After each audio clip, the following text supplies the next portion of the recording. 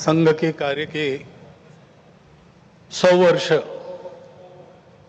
पूरे करने वाले और इस निमित्त वर्षभर संघ ने जो कार्यक्रम आयोजित किए हैं उनका सूत्रपात करने वाले इस विजयादशमी उत्सव के निमित्त हम सब एकत्रित लोगों के बीच में आज के हमारे प्रमुख अतिथि महोदय भूतपूर्व राष्ट्रपति जी आदरणीय रामनाथ जी कोविंद, विदर्भ प्रांत के माननीय संघ चालक जी, माननीय सहसंघ चालक जी, नागपुर महानगर के संघ चालक जी, उपस्थित अन्य अधिकारी वर्ग,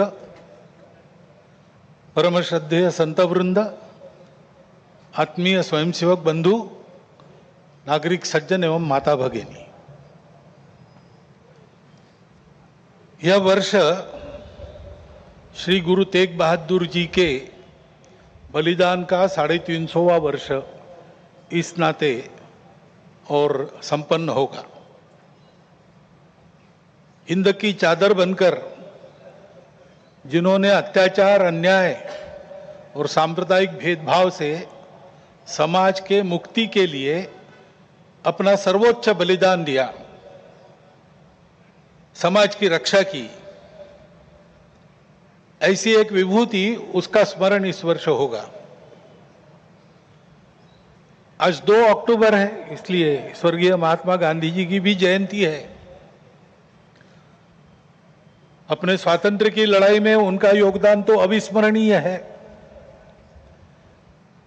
परंतु स्वतंत्रता के बाद भारत कैसा हो, भारत का जीवन किस प्रकार के तंत्र से चले, उसके बारे में विचार देने वाले हमारे जो उस समय के दार्शनिक नेता थे, उनमें उनका स्थान अग्रणी है। हिंद स्वराज में उन्होंने वह चित्र का रेखांकन किया है और सादगी, विनम्रता और प्रामाणिकता के प्रतीक, और जिन्होंने देश के लिए अपने प्राण अर्पण किए, ऐसे स्वर्गीय लाल बहादुर शास्त्री जी, उनकी भी आज जयंती है। भक्ति, समर्पण और देश सेवा के ये उत्तुंग उदाहरण व्यक्तिगत और राष्ट्रीय चारित्र कैसा होना चाहिए, इसके आदर्श हमको मार्गदर्शन करते हैं।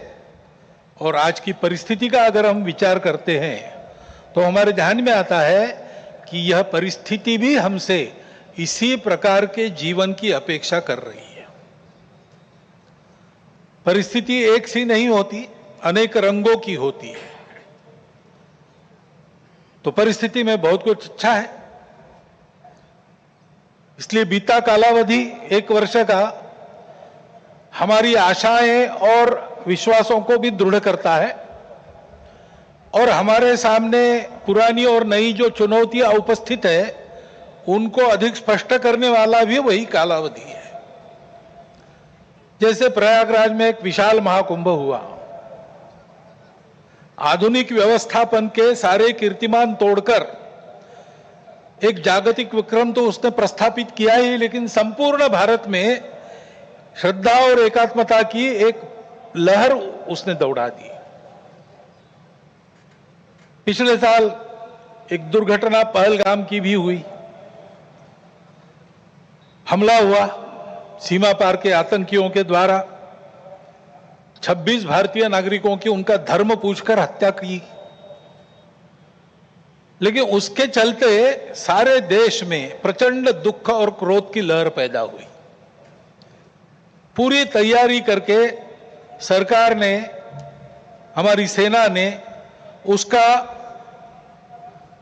बहुत पुरजोर उत्तर दिया। सारे प्रकरण में हमारी नेतृत्व की दृढ़ता, हमारी सेना का शौर्य, कौशल्य और समाज की एकता और दृढ़ता का एक उत्तम चित्र प्रस्थापित हुआ। और यह भी वह घटना हमको सिखा गई कि यद्यपि हम सबके प्रति मित्रभाव रखते हैं और रखेंगे, फिर भी अपने सुरक्षा के विषय में हमको अधिकाधिक सजग रहना पड़ेगा, समर्थ बनना पड़ेगा। क्योंकि इस घटना के बाद दुनिया में विभिन्न देशों ने अपनी अपनी जो भूमिका ली, उसमें हमारी ये भी ध्यान में आया कि हमारे मित्र कौन कौन है और कहां तक है। देश के अंदर भी अशांति फैलाने वाले असंवैधानिक उग्रवादी या संविधान विरोधी कहिए उग्रवादी नक्सली आंदोलन पर शासन और प्रशासन की दृढ़ कार्रवाई भी हुई और उनके अनुभव से उनके विचारधारा का खोखलापन और उनकी क्रूरता का अनुभव होने के कारण समाज भी उनसे मोहभंग होकर विमुख हो गया। लेकिन उनका नियंत्रण तो हो जाएगा, परंतु अब ये उस क्षेत्र में एक बड़ी जो बाधा थी वो दूर होने के बाद उस क्षेत्र में न्याय की स्थापना हो, विकास वहां तक पहुंचे, सद्भावना, संवेदना और सामरस्य वहां स्थापित हो, इसके लिए समाज की भी और शासन प्रशासन की भी योजनाएं चलनी पड़ेगी, क्योंकि इनका अभाव ही ऐसे उग्रवादी ताकतों के पनपने का कारण बनता है।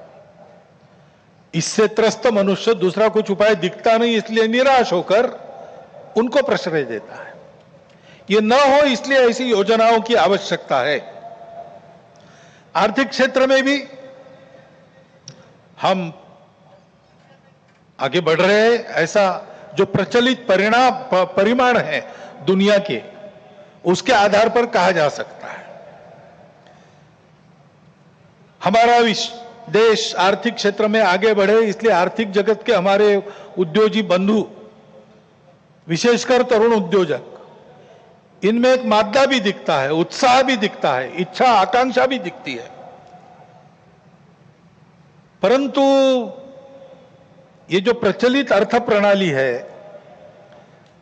सारी दुनिया में वही है, तो सारी दुनिया के अनुभव में उसके कुछ दोष भी आ रहे हैं।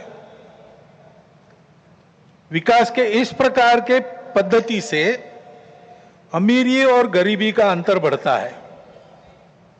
आर्थिक सामर्थ्य कुछ चंद हाथों में एकत्रित होता है। शोषण करने के लिए एक नया सुरक्षित तंत्र इसमें से खड़ा हो सकता है, चिंता नहीं की तो। पर्यावरण के हानि की समस्या खड़ी हो जाती है और मनुष्यों के आपसी व्यवहार में कई प्रकार की व्यापारिक दृष्टि और अमानवीयता की बातें प्रवेश कर जाती है। इन दोषों की बाधा हमें नहीं होनी चाहिए, इसलिए भी कि अभी हाल में अमेरिका ने जो नई टैरिफ नीति अपनाई, उनके अपने हित के लिए अपनाई होगी, लेकिन उसकी मार तो सभी पर पड़ रही है। इसलिए ये सारा परिदृश्य अथवा ये सारी प्रचलित पद्धति उस पर हम निर्भर हो जाए ऐसी नहीं है। विश्व का जीवन परस्पर निर्भरता से ही चलता है। राष्ट्रों में आपस में सब प्रकार के संबंध होने पड़ते हैं। अकेला राष्ट्र अलगाव में, आइसोलेशन में जी नहीं सकता। परंतु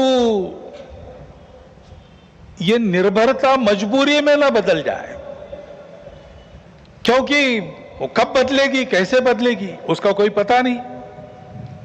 और इसलिए इस निर्भरता को मानते हुए, विश्व जीवन की एकता को मानते हुए, हमको इसको मजबूरी न बनाते हुए जीना अगर है तो स्वदेशी और स्वावलंबन का कोई परिणाम नहीं, कोई पर्याय नहीं।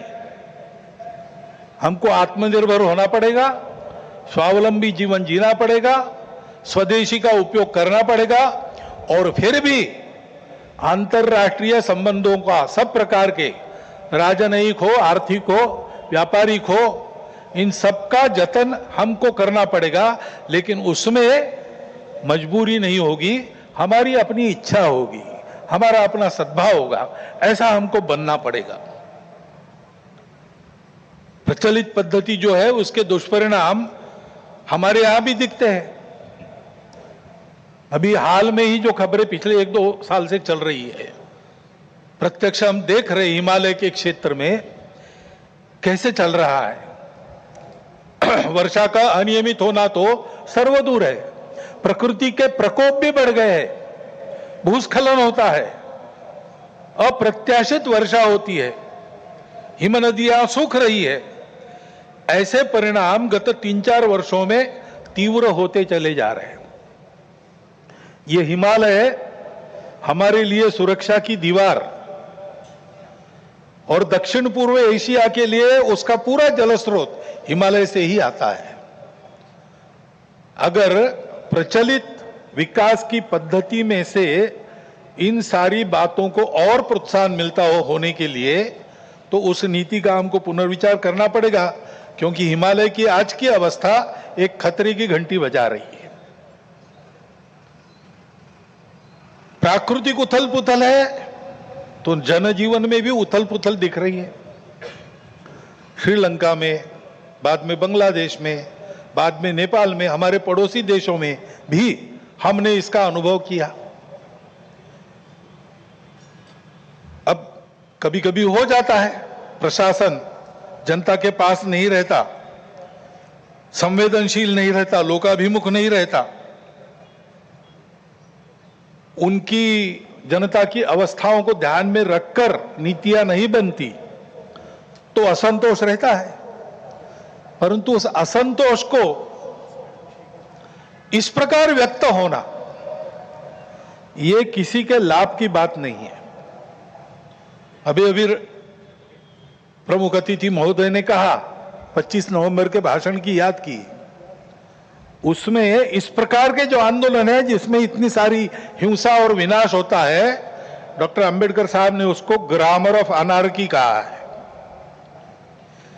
प्रजातांत्रिक मार्गों से भी परिवर्तन आता है, ऐसे हिंसक मार्गों से परिवर्तन नहीं आता है। एक उथल पुथल हो जाती है लेकिन स्थिति यथावत रहती है। पूरे दुनिया का अभी तक का इतिहास देख लीजिए, जब से ये उथल पुथल वाली तथाकथित रिवॉल्यूशंस, क्रांतियां आई, किसी क्रांति ने अपने उद्दिष्ट को प्राप्त नहीं किया। राजा के खिलाफ फ्रांस की राज्य क्रांति हुई, उसका परिणाम क्या हुआ? नेपोलियन बादशाह बन गया, वही राजतंत्र कायम रहा। इतनी सारी तथाकथित साम्यवादी क्रांतियां हुई, सब साम्यवादी देश आज पूंजीवादी तंत्र पर चल रहे हैं, जिसके खिलाफ क्रांति हुई थी। ऐसे हिंसक परिवर्तनों से उद्देश्य नहीं प्राप्त होता है, उल्टा इस अराजकता की स्थिति में देश के बाहर की स्वार्थी ताकतों को अपने खेल खेलने का मौका मिलता है। और इसलिए हमारे पड़ोसी देशों में जो उथल पुथल हो रही, ये हमारे ही देश है, वे हमसे दूर नहीं है। कुछ वर्ष पूर्व भारत ही थे, हमारे अपने हैं। उनमें इस प्रकार की अस्थिरता उत्पन्न होना, ये हमारे लिए, हम केवल उनके पड़ोसी हैं इसलिए नहीं, वो सब हमारे अपने देश है, इसलिए चिंता का विषय है। हितरक्षण से भी ज्यादा ये जो हमारा आत्मीयता का संबंध है, अपनेपन का संबंध है, उसके चलते ये चिंता होती है। परिस्थितियां ऐसी है, जैसा मैंने कहा, दोनों प्रकार है। सुखदायक रूप बहुत दिखता है, सुख सुविधा बढ़ी, मनुष्य के ज्ञान की, विज्ञान की प्रगति हुई, व्यवस्थाएं आरामदायक बनी, राष्ट्र पास आए, माध्यमों के जरिए भी और आर्थिक लेन देन के जरिए भी। परंतु इस परिवर्तन की, विज्ञान और तकनीकी की गति इतनी ज्यादा है कि मनुष्यों की गति का बदलने की और उसका तालमेल नहीं बैठ रहा है। इसलिए भी मनुष्य जीवन में कई प्रकार की समस्याएं, युद्ध, अन्य छोटे बड़े कलह, ये तो सब चल ही रहे। प्रकृति के उग्र प्रकोप को हम अनुभव कर रहे हैं, लेकिन परिवारों में भी टूटन आ रही है। नागरिक जीवन में बढ़ता हुआ अनाचार, अत्याचार दिखाई देता है। इसके शमन के, इसके उपाय चलते हैं, प्रयास हुए हैं, परंतु इसका पूर्ण निदान होने में वो असफल हो गए हैं। और उसके ऊपर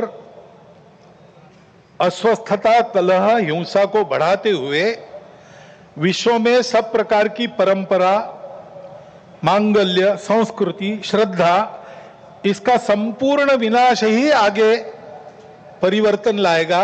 ऐसी उल्टी विचारधारा, विपरीत विचारधारा और घातक विचारधारा लेकर चलने वाला एक नया पंथ उदय में आया। बहुत पहले आया, आजकल वो भारत में भी अपने हाथ पैर फैलाने की कोशिश कर रहा है सभी देशों में। उसके कारण जो समाज जीवन की अस्त व्यस्त अवस्था हुई है और एक तरह से अराजकता की ओर सारा समाज बढ़ रहा है, ऐसी संभावना दिखती है। उसका अनुभव सब देशों में हो रहा है और इसलिए इन सारी परिस्थितियों को लेकर विश्व जब पुनर्चिंतन करता है तो वो भारत की ओर अपेक्षा से देखता है। भारत इसका कोई उपाय निकाले, ऐसे विश्व में भी अपेक्षा है। और सौभाग्य से भारत में एक आशा की किरण ये दिखाई देती है कि नई पीढ़ी में देशभक्ति की भावना, अपने संस्कृति के प्रति आस्था और विश्वास का प्रमाण निरंतर बढ़ा है। संघ के स्वयंसेवकों सहित समाज के व्यक्ति और समाज की संस्थाएं अभावग्रस्त वर्गों की निस्वार्थ सेवा करने के लिए अधिकाधिक आगे आ रहे हैं। समाज स्वयं को सक्षम अनुभव करता है और इसलिए कई बातों में सरकार के पहले पहल करके अपने सामने की समस्याओं का खुद ही निदान करने में यशस्वी हो रहा है। यह भी एक अच्छा लक्षण है और इसलिए ऐसे सब कार्यों में समाज का सहयोग संघ भी अनुभव करता है, अन्य ऐसे काम करने वाले संगठन और व्यक्ति भी अनुभव करते हैं। प्रत्यक्ष सहयोग और सहभाग, इसकी इच्छा समाज में बढ़ रही है और बुद्धिजीवियों में भी अपने देश के हमारा कोई स्वतंत्र अलग ऐसा कोई प्रतिमान, ऐसा कोई मॉडल हो सकता है क्या, इसकी खोज करनी चाहिए, ऐसा चिंतन बढ़ रहा है। क्योंकि भारतीय चिंतन दृष्टि एक विशेष है। हमारे प्रमुख अतिथि महोदय ने जितने नाम लिए उन सहित स्वामी विवेकानंद से लेकर तो महात्मा गांधी जी, दीनदयाल उपाध्याय, राम मनोहर लोहिया जी तक, इन सब लोगों ने इस प्रकार का एक इस प्रकार की दृष्टि को सामने रखते हुए कुछ चिंतन दिया है। उसकी तफसील उसके अलग अलग होंगे, परंतु उसकी दिशा एक ही है। आधुनिक विश्व के पास जो दृष्टि है वो गलत नहीं है, लेकिन अधूरी अवश्य है। मानव का भौतिक विकास होता है, नैतिक विकास की ओर ध्यान नहीं रहता है। विकास होता है, पर्यावरण की ओर ध्यान नहीं रहता। विकास होता है, कुछ लोगों का होता है, कुछ का नहीं होता। आज अमेरिका का जीवन विकसित माना जाता है, उसको आदर्श मानकर हम चले भारत के लोग, और हमने चाहा कि भारत अमेरिका जैसा जीवन जिए। तो कुछ अभ्यासक कहते हैं हिसाब करके ऐसा जीवन जीने के लिए और 5 पृथ्वियों की आवश्यकता लगेगी। ये विकास कैसे होगा? ये हो नहीं सकता। प्रगति के साथ साथ इसी के कारण नई नई समस्याओं को हम झेल रहे, जो प्राण संकट बन रही है। दृष्टि का अधूरापन ही इसके लिए कारण है। हमारी दृष्टि है, हमारी दृष्टि भौतिक विकास के साथ साथ मन, बुद्धि और आध्यात्मिकता का विकास कर सकती है, करती है। व्यक्ति के साथ साथ मानव समूह और सृष्टि का भी विकास साधने वाली हमारी दृष्टि है। मनुष्य की आवश्यकताओं, इच्छाओं के अनुरूप आर्थिक स्थिति, इच्छा पूर्ति हो सबकी, ऐसी व्यवस्था, उसके साथ साथ ही समूह के प्रति और सृष्टि के प्रति कर्तव्य बुद्धि और अपनेपन का साक्षात्कार व्यक्तियों में जगाने की शक्ति हमारी इस दृष्टि में है। सहस्रों वर्षों तक विश्व में इस दृष्टि के आधार पर हमने एक सुंदर, समृद्ध, शांतिपूर्ण, परस्पर संबंधों को पहचानने वाला और मनुष्य और सृष्टि का, मनुष्य और समूह का सहयोगी जीवन ऐसे प्रस्थापित किया था। आज विश्व के आवश्यकताओं की पूर्ति करते हुए उनकी समस्याओं का निराश करने का शाश्वत निदान देने वाली एक नई रचना को विश्व आवश्यक मान रहा है, भारत से अपेक्षा कर रहे हैं, और नियति शायद यही कार्य हम भारतवासियों से चाहती है कि हम अपने उदाहरण से विश्व को एक नया ऐसा रास्ता दें। संघ 100 साल से ये सारा चिंतन, इन सब महापुरुषों का चिंतन लेकर, संघ का चिंतन नया नहीं है, वो अपनी दृष्टि के आधार पर अपने यहाँ परंपरा से चलने वाला आज तक आया हुआ यहाँ तक चिंतन है। उस चिंतन को लेकर संघ 100 साल से काम कर रहा है। समाज जीवन के विभिन्न आयामों में, संगठनों में, संस्थाओं में, स्थानीय स्तर पर भी, व्यक्तिगत पहल से भी स्वयंसेवक सक्रिय है। समाज जीवन में सक्रिय ऐसे अनेक सज्जनों के साथ भी सहयोग और संवाद स्वयंसेवकों का चलते रहता है। इन सब का जो संकलित अनुभव है, उसके आधार पर संघ का कुछ चिंतन है। वो चिंतन आज के कार्यक्रम में आपके सामने रखना, ये मेरे भाषण का प्रमुख उद्देश्य है। पहली बात है कि विश्व की व्यवस्था में परिवर्तन तो आवश्यक है, विनाश टालना है तो अनिवार्य है, परंतु हम एक विपरीत व्यवस्था में इतने आगे बढ़ गए, सारी दुनिया आगे चली गई, हम भी आगे चले गए।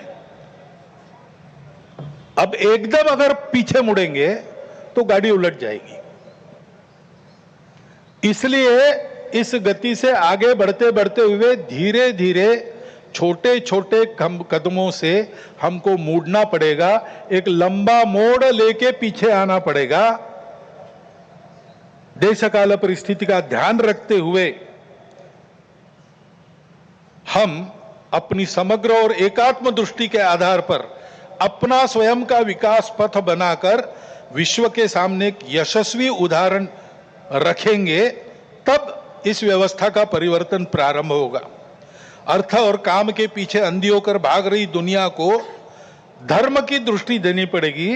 वो धर्म पूजा नहीं है, वर्शिप्स नहीं है, वो धर्म खान पान रीति रिवाज नहीं है, वो धर्म इसके परे सबको जोड़ने वाला, सबको उन्नत करने वाला, सबको साथ लेकर चलने वाला, प्रजा की, सृष्टि की धारणा करने वाला धर्म है।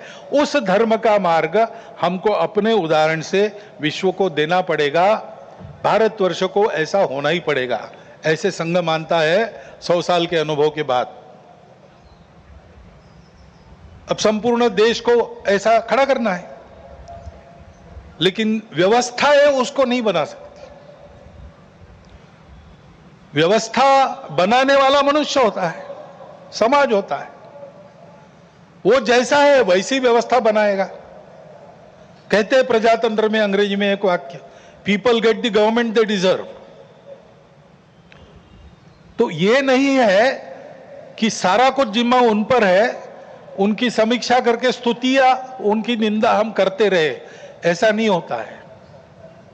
जैसा समाज है वैसी व्यवस्थाएं चलेगी, और इसलिए समाज के आचरण में परिवर्तन आना चाहिए, तब व्यवस्था में परिवर्तन आता। वैसे भी कोई स्थापित व्यवस्था अपने को स्वयं को बदलने की इच्छुक नहीं रहती, और अपने को स्वयं को बदलने का उसका सामर्थ्य भी नहीं रहता, क्योंकि वो स्वयं को नहीं बनाती, समाज उनको बनाता है। ये सामर्थ्य समाज के पास रहता है। समाज को अपने आप को नए आचरण में ढालकर खड़ा होना पड़ता है। ये व्यवस्था परिवर्तन की पूर्व शर्त है, और समाज के आचरण के परिवर्तन जो आता है वो भाषणों और पुस्तकों से नहीं आता। प्रबोधन तो करना ही पड़ता है, लेकिन प्रबोधन करने वालों को स्वयं जो परिवर्तन चाहते हैं उसका उदाहरण बनना पड़ता। अपने व्यक्तिगत जीवन में, सामाजिक जीवन में, राष्ट्रीय जीवन में, अपने स्वयं के परिवार के जीवन में, अपने आजीविका के कार्य में हम उस परिवर्तन का उदाहरण बनकर जिए। और ऐसे जो उदाहरण स्वरूप व्यक्ति होते हैं जिनके जीवन में पारदर्शिता है, निस्वार्थ बुद्धि है, जिनके पास प्रामाणिकता है, संपूर्ण समाज को अपना मानकर जिनका जीवन व्यवहार उस समाज के हित के लिए चलता है, ऐसा स्थानीय नेतृत्व देने वाले व्यक्ति होने पड़ते हैं। इसलिए उन व्यक्तियों का निर्माण करना पड़ता है और इसलिए संघ का अनुभव है व्यक्ति निर्माण से समाज परिवर्तन और समाज परिवर्तन में से व्यवस्था परिवर्तन, यही देश में और विश्व में परिवर्तन लाने का सही तरीका है। हर समाज में यही अनुभव है, ऐसा ही होता है। सब प्रगत देशों का इतिहास देखिए, आधुनिक इतिहास देखिए, ऐसा ही हुआ है। ऐसे व्यक्ति निर्माण करने की समाज की व्यवस्थाएं रहती है। हर एक राष्ट्र में, हर एक समाज का अपना एक पारिवारिक जीवन का तरीका था। अब लगभग सब जगह ध्वस्त हो गया, केवल भारत में बाकी है। परंतु 300 साल पहले अमेरिका में भी एक तरीका था, यूरोप में भी एक तरीका था। उस तरीके से ऐसे व्यक्तियों का निर्माण होता है। उस देश की एक विशिष्ट शिक्षा रहती है, उस शिक्षा में से उसके व्यक्तियों का मन तैयार होता है और उस समाज के जो क्रियाकलाप चलते उसमें से भी मनुष्य निर्माण होता है। एक प्रसिद्ध वाक्य है, the battle of Waterloo was won on the playgrounds of Harrow and Eton. वहां पर खेल खेलते खेलते जो समाज तैयार हुआ उसने जगत जेता कहे जाने वाले नेपोलियन को हरा दिया। ये ताकत कहां निर्माण हुई? समाज की व्यवस्था में निर्माण हुई। हमारे यहां भी ये था, परंतु 1000 वर्षों के आक्रमण में वो सब अस्त व्यस्त हो गया और बिना इसके काम नहीं होता, क्योंकि मन बुद्धि से ये सारा विचार मानने के बाद भी रोज के आचरण की आदत बदलनी पड़ती है। आदत बदले बिना परिवर्तन नहीं आता, केवल बातों से नहीं आता, केवल सोचने से या सपने देखने से नहीं आता। जैसा आपको देश चाहिए वैसा आपको होना है, और वैसा आपको होना है तो आपकी अपनी आदत दुरुस्त होनी चाहिए। उसकी व्यवस्थाएं इसमें रहती है, वो हमारे यहां ध्वस्त हो गई। इसलिए राष्ट्रीय स्वयंसेवक संघ का निर्माण हुआ। संघ की शाखा ये आदत बदलने का तरीका है, उसकी व्यवस्था है। 100 वर्षों में इसीलिए सब प्रकार की परिस्थिति आई, संघ को लालच भी दिखा दी, संघ को राजनीति में आने का आमंत्रण भी मिला, लेकिन संघ ने वो सब नहीं किया। संघ केवल एक ही कार्य में लगा रहा। संघ के स्वयंसेवकों ने हर परिस्थिति में शाखा को नित्य चलाया है। स्वयं सेवक आग्रह पूर्वक शाखा में नित्य जाते, 50 साल से आ रहे फिर भी जाते, क्योंकि आदत की बात है। आदत छूटनी नहीं चाहिए, आदत बननी भी चाहिए और छूटनी भी नहीं चाहिए। शाखा के कार्यक्रमों को मन लगाकर करते हुए व्यक्तिगत सद्गुणों की और सामूहिकता की साधना करना और समाज में क्रियाकलापों में सहभागी होते हुए समाज के सद्गुणों का, सामूहिकता का वातावरण निर्माण करना, इसलिए संघ की शाखा है। उसके कार्यक्रमों में से नित्य और मन लगाकर करने से स्वयं सेवकों में व्यक्तित्व का, कर्तृत्व का, नेतृत्व का, समझदारी का, वैचारिक और व्यावहारिक और भक्ति का, राष्ट्र के प्रति, संघ के प्रति भक्ति का निर्माण होता है। दूसरी बात, किसी भी देश को ऐसा होना है तो समाज में एकता चाहिए। वाक्य बताया, united we stand, divided we fall. Abraham Lincoln का भी एक वाक्य है, a divided house can not stand. हमारा देश तो विविधताओं का देश है। पंथ, संप्रदाय, भाषाएं, भौगोलिक विविधता, रहन सहन, खान पान, जाति, उपजाति पहले से है, और बीच के काल में आक्रमण हुए, विदेशी भारत में आ गए। विभिन्न कारणों से यहाँ के लोगों ने भी उनकी विचारधाराओं का, उनके पंथ संप्रदायों का स्वीकार किया, वो विदेशी चले गए। लेकिन अभी भी उनका स्वीकार करके रहने वाले हमारे अपने बंधु देश में है। सौभाग्य से भारत की परंपरा है, वो सब प्रकार की विविधताओं का स्वागत और सम्मान और स्वीकार करती है। यह हमारी परंपरा है और इसलिए यद्यपि बाहर से विचारधारा आई होगी, हम उनको पराया नहीं मानते, अलगाव से नहीं देखते। हम सबकी विशिष्टताओं को, दुनिया में सभी विशिष्टताओं को मानते हैं, उनको स्वीकार करते हैं, उनको भी हमारी अपनी विशिष्टता है उसके दर्जे का ही मानते हैं, सम्मान देते हैं। वो विशिष्टताएं भेद का कारण नहीं बनती, इसको हम देखना चाहिए। आज अपने देश में इन विविधताओं को भेदों में उभारने की कोशिश चल रही है। ये विविधताएं भेद का कारण नहीं बननी चाहिए। अपनी सब विशिष्टताएं अपने अपनी जगह ठीक भी है, परंतु ये सब होने के बाद भी हम एक बड़े समाज के अंग है। समाज, देश, संस्कृति और राष्ट्र के नाते हम एक ही है, हम अलग नहीं है, हम विविध भी नहीं है। विविधता है तो भाषा, पंथ, संप्रदाय, खान पान, रीति रिवाज, रहने की जगह इसकी है। और इस एकता के चलते हमारा सबका आपस का व्यवहार सद्भावनापूर्ण और संयम पूर्ण रहना चाहिए। सबकी अपनी अपनी विशिष्टताएं हैं, उनकी श्रद्धाएं हैं, महापुरुष है, पूजा के स्थान है। मन वचन कर्म से आपस में इनकी अवमानना नहीं होनी चाहिए, इसकी चिंता सबने करनी चाहिए, किसी एक ने करने का ये काम नहीं है। उसके प्रबोधन की भी आवश्यकता है।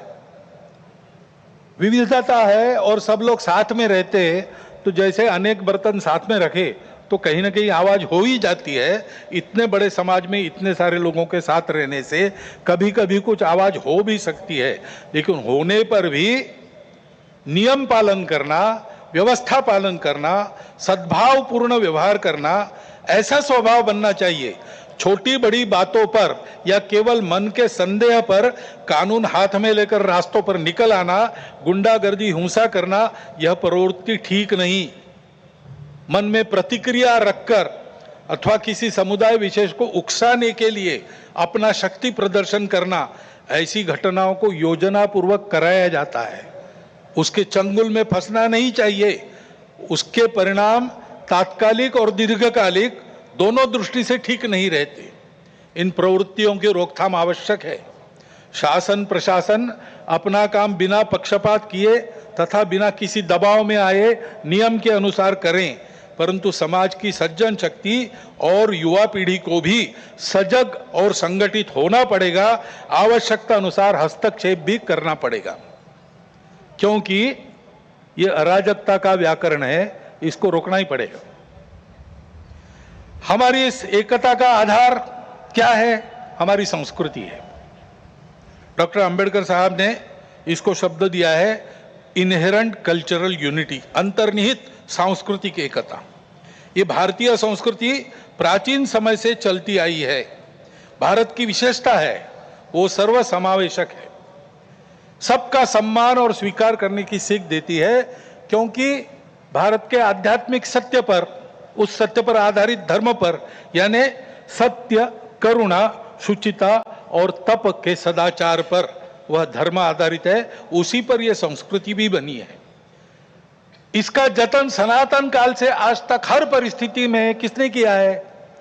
तो निश्चित रूप से इस देश के पुत्र रूप हिंदू समाज में ने किया है, और इसलिए कभी कभी उसको हिंदू संस्कृति भी कहते हैं। ऋषि ने अपने तपोबल से इसका निर्माण किया है, क्योंकि भारत में उनको इसका विकास करने के लिए आवश्यक समृद्ध और सुरक्षित प्रकृति मिली, परिवेश मिला, और पीढ़ी दर पीढ़ी इसको सरसाने के लिए, आगे पहुंचाने के लिए, इसकी सुरक्षा के लिए पूर्वजों ने परिश्रम किया है, त्याग किया है, बलिदान दिए है। उस हमारी संस्कृति का आचरण, उसके आदर्श बने हमारे पूर्वजों का मन में गौरव और कृति में विवेकपूर्ण अनुसरण तथा यह सब जिसके कारण संभव हुआ, उस हमारे पवित्र मातृभूमि की भक्ति, यह मिलकर हमारी राष्ट्रीयता है। विविधताओं के संपूर्ण स्वीकार और सम्मान के साथ हम सबको एक माल में मिलाने वाली यह भारतीय संस्कृति, यह राष्ट्रीयता है। इसको हम हिंदू राष्ट्रीयता कहते हैं। यही हमारे लिए हिंदू राष्ट्रीयता है। किसी को हिंदू शब्द से आपत्ति है, वो हिंदवी कहे, भारतीय कहे, आर्य कहे, जो कुछ है, ये सारे समानार्थी शब्द है, हम लोग जानते हैं। परंतु इस राष्ट्रीयता का स्पष्ट स्वरूप निर्देशित करने वाला एक ही शब्द हमको मिलता है, वो है हिंदू। वो कोई राज्य पर आधारित कल्पना है। हमारा राष्ट्र राज्य पर आधारित कभी रहा नहीं। हमारे यहां नेशन स्टेट की कल्पना नहीं है। हमारी यह संस्कृति राष्ट्र को बनाती है। राज्य आते जाते रहते हैं। राष्ट्र निरंतर विद्यमान रहा है सनातन काल से अब तक। ये हमारा प्राचीन हिंदू राष्ट्र है। इस अर्थ में हिंदू राष्ट्र है। सब प्रकार के उतार चढ़ाव हमने देखे, गुलामी भी देखी, स्वतंत्रता भी देखी। हम सदैव विद्यमान है। और इसलिए हिंदू समाज का बल संपन्न होना, शील संपन्न होना, संगठित होना इस देश के एकता, एकात्मता, सुरक्षा और विकास की गारंटी है। क्योंकि हिंदू समाज सनातन काल से यहां चलते आया है। वो इस देश का उत्तरदायी समाज है, रिस्पॉन्सिबल सोसाइटी है। और सौभाग्य से इस संस्कृति के और धर्म के कारण ऊपरविद के अनेकविध नाम और रूपों को देखकर, दुनिया की विविधता को देखकर मनुष्यों में बंटवारा और अलगाव खड़ा करने वाली हम और वो, अस एंड देम, इस मानसिकता से ये समाज पूर्णतः मुक्त था, मुक्त है और मुक्त रहेगा। वसुधैव कुटुंबकम की उदार विचारधारा का पुरस्कर्ता और संरक्षक यही समाज रहा है।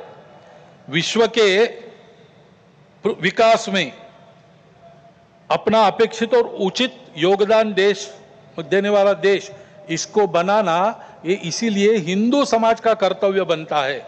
उसकी संगठित कार्य शक्ति के द्वारा विश्व को नई राह दे सकने वाले धर्म का संरक्षण करते हुए भारत को वैभव संपन्न बनाने का काम संकल्प लेकर 100 साल से कर रहा है संपूर्ण हिंदू समाज को संगठित करने का कार्य। क्योंकि समाज एक बार संगठित हो जाए तो ये सारे काम दूसरे किसी को नहीं करने पड़ते। नेताओं को, पार्टियों को, सरकारों को नहीं करने पड़ते। अवतारों को भी आने की जरूरत नहीं होती। समाज अपने सारे काम अपने बल पर कर लेता है। और इसलिए ऐसा समाज बनाने के लिए व्यक्तिगत और राष्ट्रीय चारित्र का निर्माण होना चाहिए। उनकी सुदृढ़ता बनी रहनी चाहिए। संघ की शाखा में अपने राष्ट्र स्वरूप की यह स्पष्ट कल्पना और गौरव प्राप्त होता है।